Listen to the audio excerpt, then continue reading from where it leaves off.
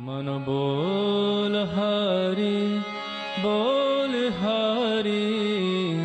हरि हरि बोल। गोविंद माधव गोपाल बोल।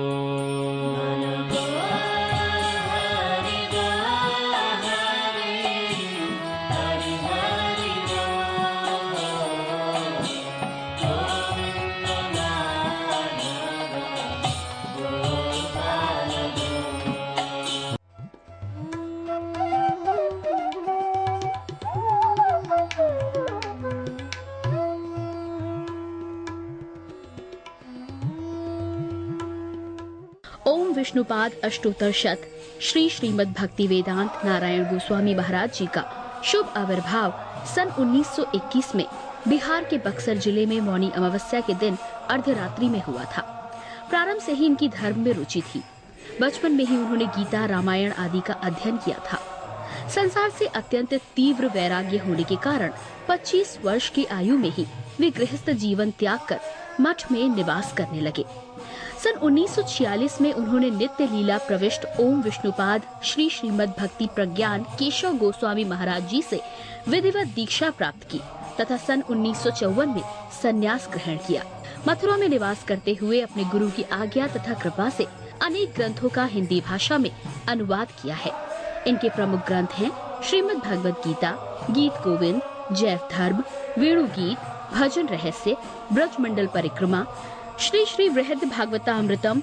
इन सभी ग्रंथों का English, Spanish, Dutch, French, German, Russian, Italian, Portuguese, Chinese आदि विश्व की अनेक भाषाओं में अनुवाद हो रहा है।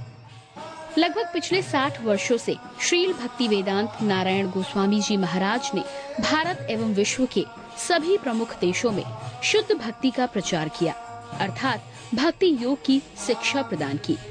श्रील गुरुदेव के भक्ति प्रचार कार्य से प्रोत्साहित होकर अमेरिका के ह्यूस्टन के मेयर द्वारा श्रीमान लीपी ब्राउन ने 31 मई सन 2003 को इन्हें ऑर्डिनरी सिटीजनशिप एवं गुडविल एम्बेसडर के सम्मान से विभूषित किया। सन 2003 में ध्वजाचार्य पीठ तथा विश्व धर्म संसद ने श्रील गुरुदेव को कृष्ण भक्ति, विश्व भर में सनातन धर्म के प्रचार प्रसार तथा ब्रजमंडल के संरक्षण एवं पुनरुद्धार हेतु अनेक अथक प्रयासों के लिए योगाचार्य की उपाधि से सम्मानित किया। इस प्रकार संपूर्ण विश्व में प्रेम धर्म का प्रचार प्रसार करते हुए श्रील भक्ति वेदांत नारायण गोस्वामी जी महाराज ने 29 दिसंबर 2010 को श्री जगन्नाथपुरी में अपनी भौम लीला को संवरण किया। वे अपनी दिव्य शिक्षाओं में और अपने निष्कपट आश्रित जनों के हृदय में सर्वदा विराजमान हैं। सबसे पहले मैं अपने गुरुदेव नित्य लीला प्रविष्ट ओम विष्णुपाद अष्टोत्तर परिवर्जिकाचार्य श्री श्रीमद् भक्ति वेदांत नारायण गोस्वामी महाराज जी के चरणों में प्रणाम करता हूँ। नित्य लीला प्रविष्ट ओम विष्णुपाद अष्टोत्तर परिवर्जिकाचार्य श्री श्रीमद् भक्ति वेदांत स्वामी शिला प्रभुपाद के चरणों में प्रणाम करता हूँ।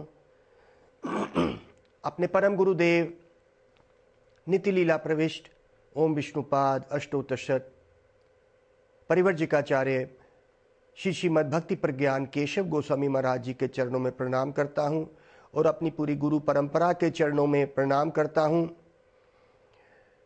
उन्हीं का ही आज एक महत्वपूर्ण संदेश उपदेश लेके हम आपके सामने उपस्थित हुए हैं। आप सब भक्तजनों का, श्रोताओं का, दर्शकों का स्वागत। आज हम एक ऐसा प्रसंग ले रहे हैं जो हमारे जीवन की महत्वपूर्ण घटनाओं से, जीवन की एक सबसे ज़रूरी लक्ष्य क्या होना चाहिए उसके ऊपर चर्चा करेंगे। श्रीमद् भागवत का छठा सिकंद वृत्रासुर की प्रार्थनाएं। ये वृत्रासुर कौन है? वृत्रा असुर, ये असुर है, लेकिन इसकी प्रार्थनाएं इतनी ऊंची हुई कि इसने इतनी ऊंची प्रार्थनाएं करी कि गुरुदेव हमारे इस बात को बखान करते थे कि इतनी सुंदर प्रार्थनाएं एक व्यक्ति नहीं कर सकता जब तक वो भक्त ना हो। लेकिन है वो असुर, वृत्रासुर ये कौन है, हम कुछ ही क्षणों में इसका वर्णन करते हैं। कहते हैं कि इंद्र अपने राज्य में बैठा है, उनके गुरु बृहस्पति आए हैं। इंद्र ने उनको प्रणाम नहीं किया। गुरु को दुख हुआ कि शिष्य ने मुझे प्रणाम नहीं किया, इसको भजन भक्ति कैसे होगा। तो गुरु रुष्ट होके, नाराज होके वहां से चले गए।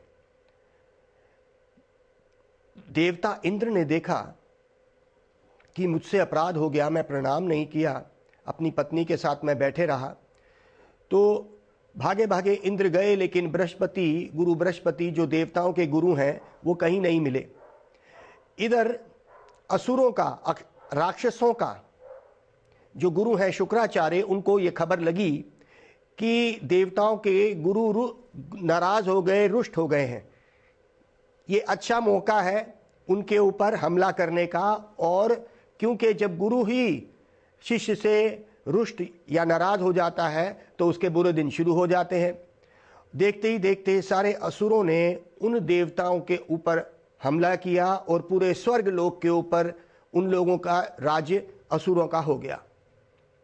यहाँ पे बड़े दुखी सारे जितने देवी देवता थे वो भाग के गए ब्रह्मा जी के पास। ब्रह्मा जी भी बड़े उनसे दुखी हुए कि आपने अपने गुरुओं के प्रति जो अपराध किया है।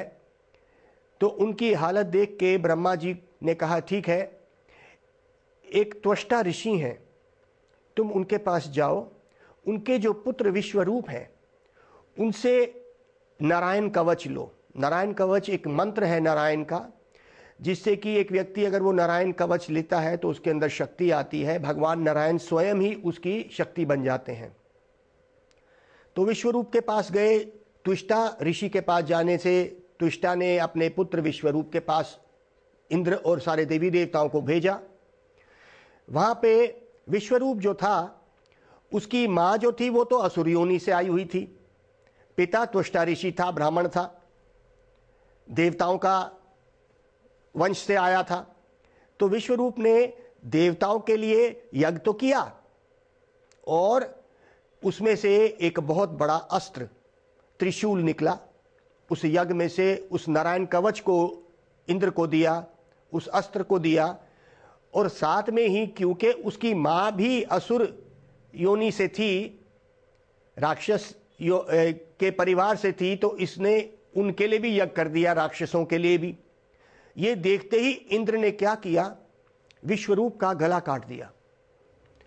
और क्योंकि उसके पास शक्ति आ गई थी, नारायण कवच भी था और त्रिशूल भी था, उसने सारे राक्षसों को हराना शुरू कर दिया और आखिरी में अपने स्वर्ग के ऊपर उसका राज हो गया। इधर त्वष्टा ऋषि को यह पता चला कि उसके पुत्र का गला काट दिया देवताओं ने, तो उन्होंने एक महायज्ञ शुरू किया और उस यज्ञ में से एक असुर को पैदा किया अपनी शक्ति से। उस त्वष्टा ऋषि ने, उस असुर का नाम था वृत्रासुर। ये वृत्रासुर पिछले जन्म में राजा चित्रकेतु था और पार्वती जी के शाप से उसको असुर इस योनि में बनना पड़ा। लेकिन वो बहुत बड़ा भक्त था, राजा चित्रकेतु भगवान संकर्षण का भक्त था। लेकिन अब उसको शाप लग गया था। लेकिन कहते हैं कि पुराने अपने जो भी कर्म करे होते हैं, खासकर हमने जो भक्ति के जिस स्तर पे हमने भक्ति छोड़ी होती है उस स्तर से ही हम शुरू करते हैं। वृत्रासुर को ये पता था कि उसके साथ क्या हुआ, उसने अपराध किया, लेकिन उसको भगवान और भक्ति का बड़ा ही सब ज्ञान था। अब वृत्रासुर उस यज्ञ में से निकला और वो दौड़ा सारे देवी देवताओं के पास, क्योंकि अब इंद्र के पास इतनी शक्ति थी कि उसने वो अपना त्रिशूल उठाया और इंद्र ने लड़ना शुरू किया। लेकिन सारे देवी देवता ये जानते थे कि जितनी शक्ति इस वक्त वृत्रासुर में है किसी में नहीं है। वृत्रासुर भी जानता था कि इंद्र के पास नारायण कवच है, नारायण की शक्ति उसके साथ चल रही है और मेरा इस युद्ध में हारना ही अच्छा है और मुझे स्वर्ग भगवान के धाम की प्राप्ति होगी। वो चाहता था हारना, लेकिन उसकी शक्ति थी उसके पास और त्वष्टा ऋषि ने उसको उत्पन्न किया था, तो वो लड़ने लगा। इंद्र ने उसके हाथ भी काट दिए और देखते ही देखते वृत्रासुर ने इतना बड़ा रूप अपना लिया कि इंद्र को उसने अपने मुंह में निगल लिया। इंद्र छोटा और वृत्रासुर तीनों लोकों से लंबा हो गया। अब क्योंकि उसके पास वो त्रिशूल था और इंद्र बाहर निकल आया वृत्रासुर का पेट फाड़ के। अब इंद्र और वृत्रासुर सामने सामने खड़े। वृत्रासुर के हाथ नहीं है, लेकिन फिर भी वृत्रासुर ने इतनी जोर से गरजाया कि इंद्र गिर गया, उसके हाथ से त्रिशूल गिर गया। अब वृत्रासुर ने खुद इंद्र को कहा, उठाओ और मारो मुझे। इंद्र को बड़ी शर्म आई, लेकिन वृत्रासुर ने चाहा था कि अगर मैं इस युद्ध में हारूंगा तो नारायण खुश हो जाएंगे, आनंदित होंगे और मुझे भगवान की धाम की प्राप्ति होगी। युद्ध होते रहा और देखते ही देखते वृत्रासुर के हाथ पांव सब कटने लगे। अब उसका आखिरी समय आ गया और उसकी कुछ प्रार्थनाएं हम आपके सामने यहाँ पे शुरू करते हैं कि ये वृत्रासुर ने मरते समय उन प्रार्थनाओं को किया। एक व्यक्ति मरने के समय पे अगर भगवान को याद करता है तो उसको भगवान की प्राप्ति होती है, और अगर जिस भाव को वो स्मरण करता है उसी स्मरण से उसको अगला जीवन मिलता है। भगवान ने भगवद गीता में इस बात को करा, अंतकाले च मामिवा स्मरण मुक्तवा कालवरम। अंतकाल में जो मेरा स्मरण करेगा मेरे पास आएगा। यम यम वापी स्मरण भावम त्यजिते अंतकालवरम। त्यजिते मतलब त्यागते हुए, अंतकाल में जिस जिस भाव को जो व्यक्ति सोचेगा उस योनि को प्राप्त करेगा। वृत्रासुर की पहली प्रार्थना ऐसे है, अहम हरे तप पदैक मूलम दासानुदासो भविता अस्मि भूय मना स्मृतासु पतेर गुणांस्ते गृणीता वाक कर्म करोति काया। अब वो मरने वाला है और उसकी प्रार्थना प्रभु से क्या हुई? उन्होंने कहा अहम हरे, अहम मतलब मैं, हरे मतलब हे प्रभु, अहम हरे तब पदैक मूलम, मैं तेरे चरणों की शरण लेता हूं। तब तेरे पदैक मूलम, पदैक मतलब चरणों की, मूलम मतलब तेरे चरणों की शरण, मूल उनकी शरण में आ जाऊं मैं। देखिए इसके पिछले अच्छे कर्म थे, है असुर योनि में पैदा हुआ और देवताओं से लड़ रहा है, लेकिन इसको सब याद है, तो ये वहां पे प्रार्थना करता है, प्रभु मैं तेरे चरणों की शरण ले लूं। दासानुदासो भविता अस्मि भूय, ये दास अनुदासों का उसने प्रार्थना करी कि हे प्रभु मैं तेरे चरणों की शरण लूं।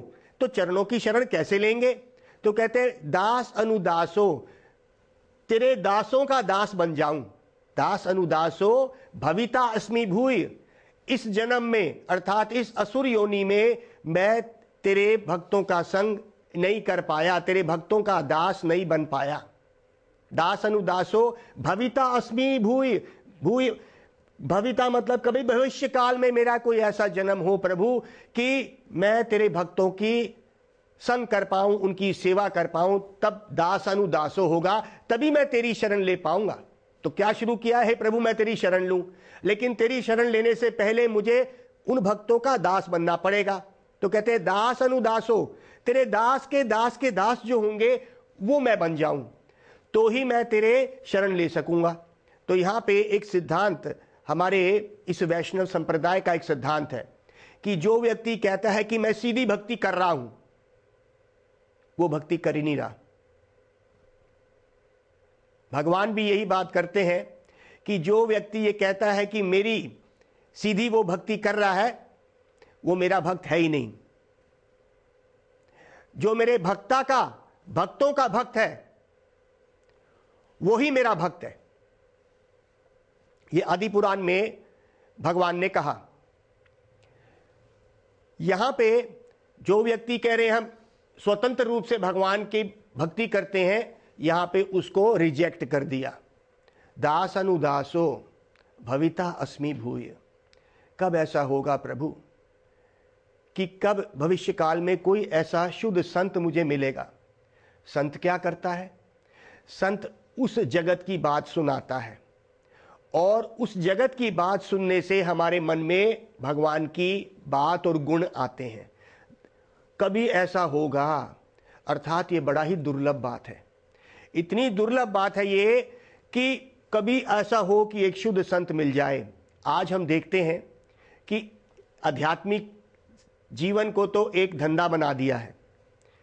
लोग कपड़े बदल देते हैं, लाल कपड़े डाल लेते हैं, साधु का भेष बना लेते हैं और दुनिया को ठगते हैं।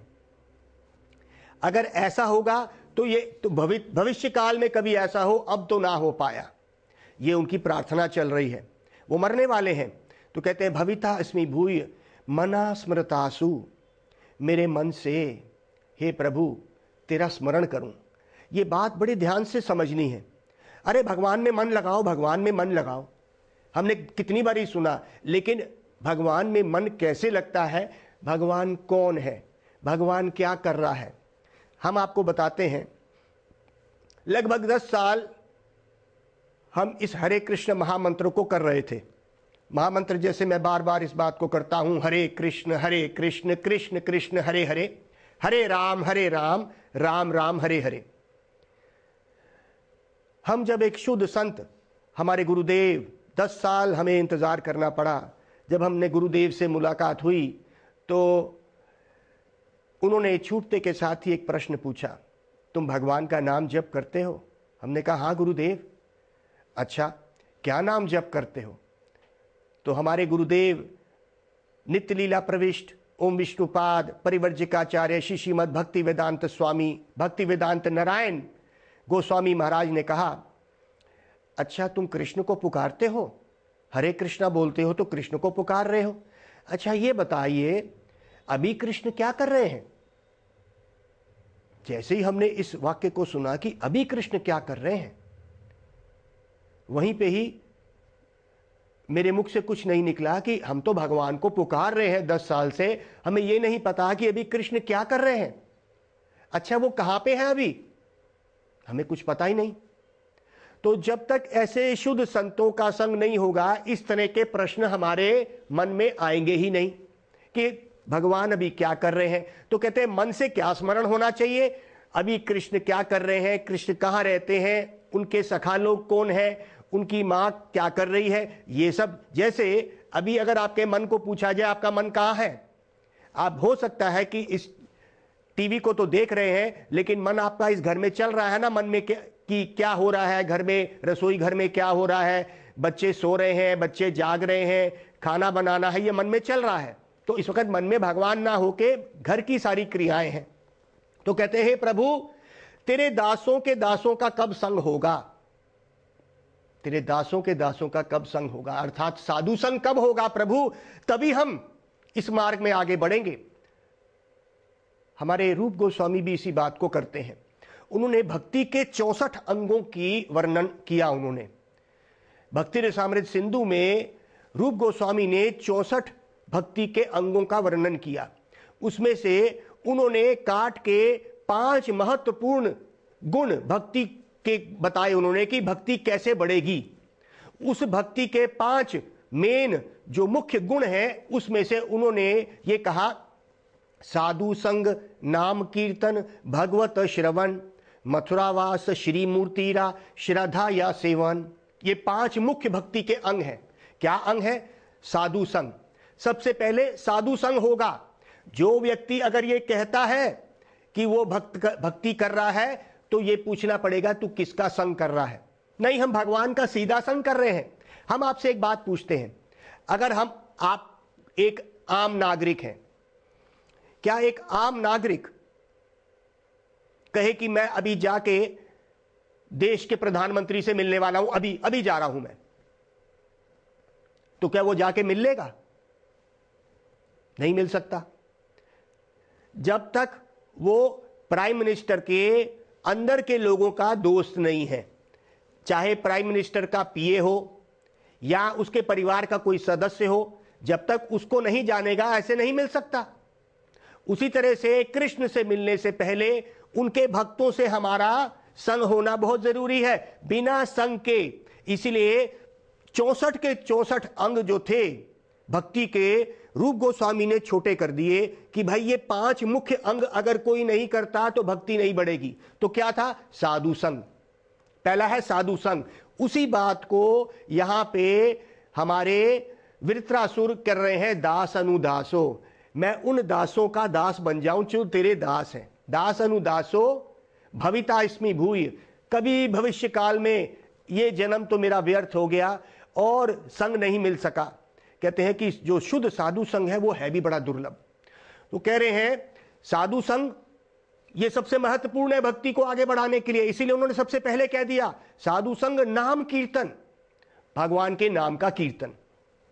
तो ये 5 अंग जो है उस हिसाब से बोले गए कि जब साधु संग होगा तभी तो नाम कीर्तन होगा। जैसे हम नाम तो कर रहे थे 10 साल से, गुरुदेव के मिलने से पहले भी हम नाम तो कर रहे थे, लेकिन जब गुरुदेव ने कहा कि उस नाम में वो जिसका नाम ले रहे हो जो नामी है उसके वो क्या कर रहा है वो हमें पता ही नहीं था। तब गुरुदेव ने हमें उस नाम जिसका हम ले रहे हैं वो क्या करता है, कैसे रहता है, क्या देखता है, क्या खाता है, क्या पीता है, कैसे मक्खन चोरी करता है, ये सब गुरुदेव से सुनेंगे तो ये चीज हमारे मन में आएगी। तो कहते हैं साधु संग नाम कीर्तन। साधु संग के बाद हमारा नाम कीर्तन शुरू होता है जिसको हम शुद्ध नाम कीर्तन कहेंगे। साधु संग नाम कीर्तन भगवत श्रवण, ये जो हमारे शास्त्रों का श्रवण है हमने करना किससे है? उन साधुओं के संग में, उस शुद्ध संग में। आजकल भागवत तो जगह जगह चल रही है, लेकिन ये एक धंधा बन चुका है। जो भागवत पैसे लेके की जाती है वो धंधा बन गया है, उसको भागवत श्रवण नहीं कहेंगे, वहां भक्ति नहीं बढ़ती है। जहां पे बोलने वाले तो पैसे की लालसा करते हैं और सुनने वाले कहते हैं अरे हमने इसको खरीद लिया, ये हमें सुनाएगा। और वो भी सुना क्या रहा है? 10वें सिकंद का इतना बखान करता है, ये सिर्फ काम वासना बढ़ने की बातें होती। भगवान की रास लीला, भगवान का गोपियों का वस्त्र हरण, इन बातों को सुन के एक दूसरे को अपनी काम वासना ही बढ़ा रहे हैं ये लोग। इसीलिए भगवत श्रवण एक शुद्ध संत से, शुद्ध वैष्णव से, जिसने अपना जीवन भगवान को दिया, भगवान के संतों को दे दिया, ऐसे से जिसके पास कोई लालच नहीं है। तो कहते हैं साधु संग नाम कीर्तन भगवत श्रवण मथुरावास, अर्थात धाम में वास करना।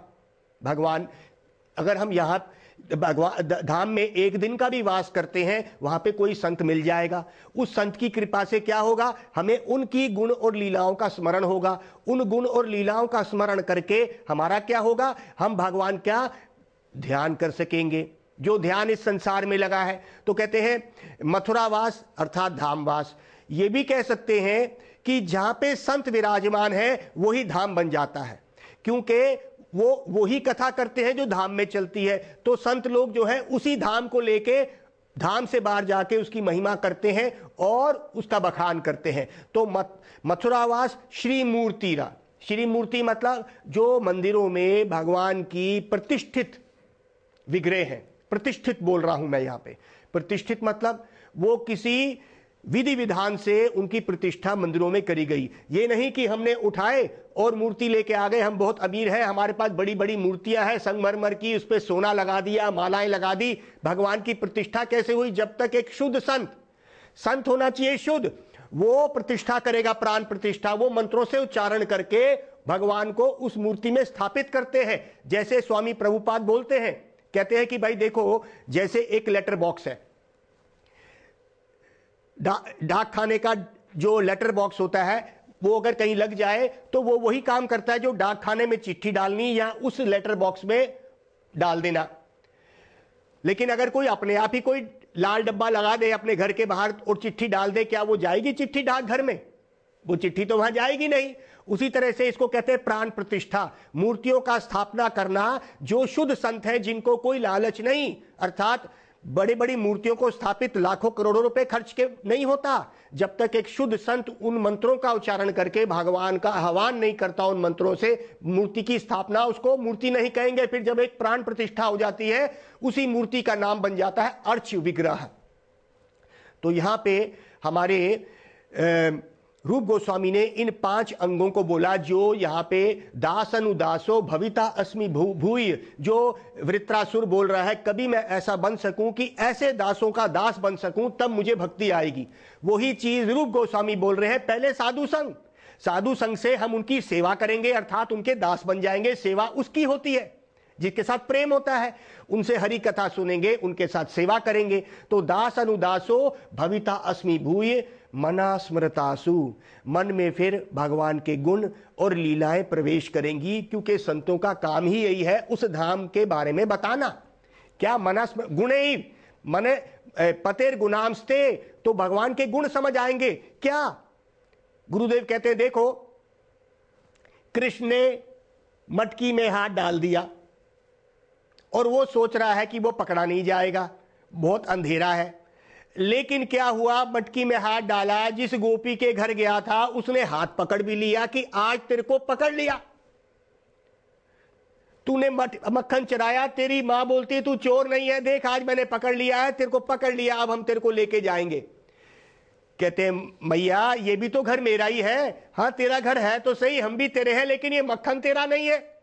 कहते मैं तो मक्खन चुरा नहीं रहा था, मेरी एक गैया अंदर चली गई है। कहते अरे इतनी बड़ी गैया?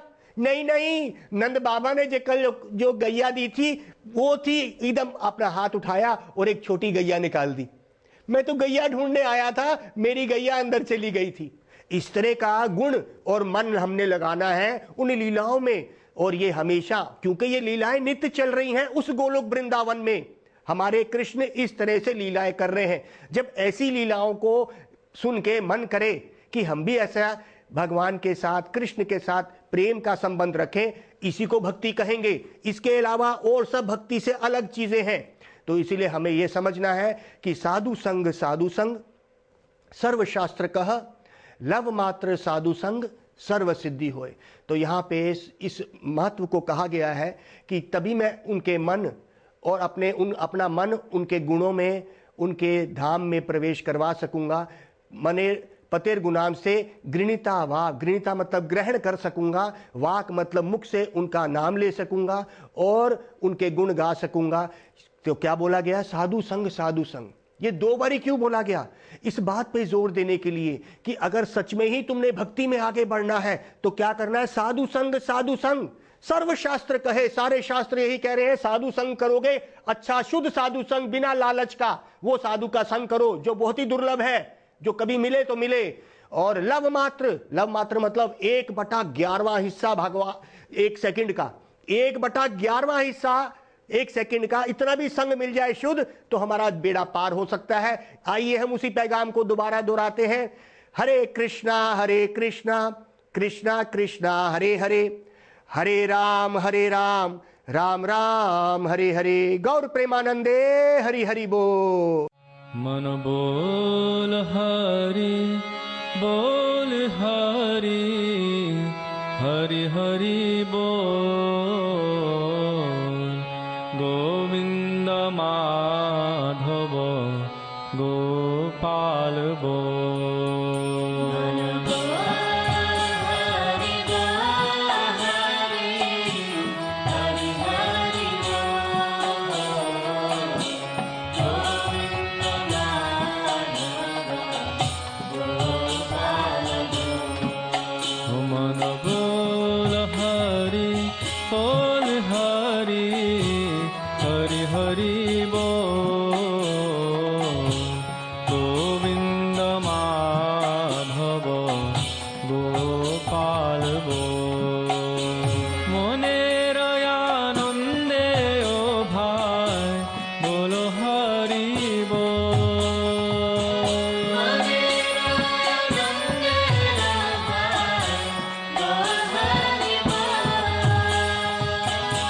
जनमे जनमे सुखे बोलो